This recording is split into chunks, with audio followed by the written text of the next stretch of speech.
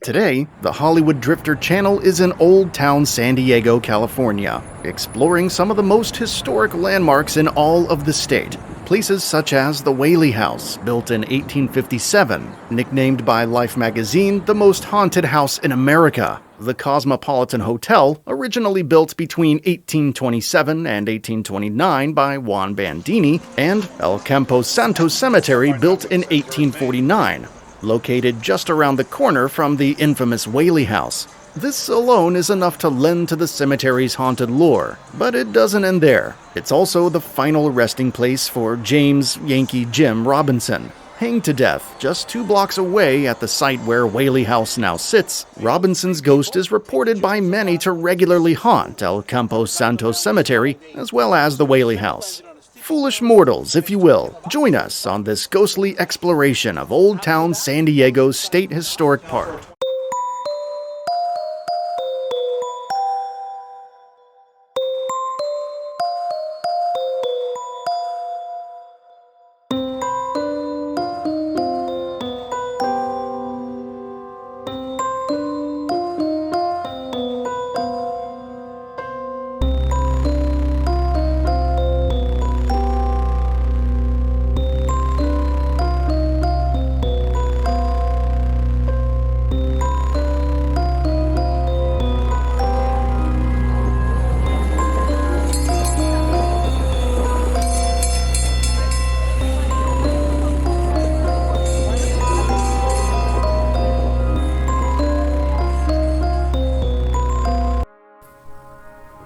Built in 1857 in the Greek Revival style, the Whaley House was once home of businessman Thomas Whaley and his family.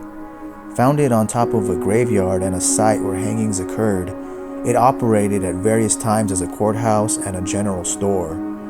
The personal history of the Whaley family has also been added to the ghostly allure of the Whaley House. Thomas Whaley and his wife Anna had 6 children. The second oldest, Thomas Whaley Jr., died from scarlet fever at just a year old. Later, Violet, the second youngest child, now a grown woman, committed suicide with her father's gun at the age of 22 after society rejected her for having been abandoned by her husband and divorced.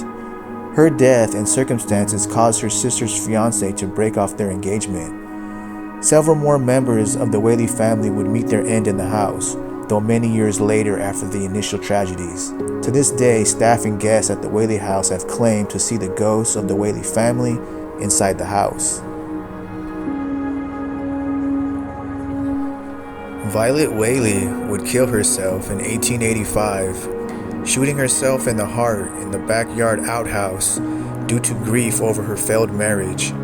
Thomas Whaley found her dying and brought her inside the house into the back of the parlor, where she passed away 15 minutes later.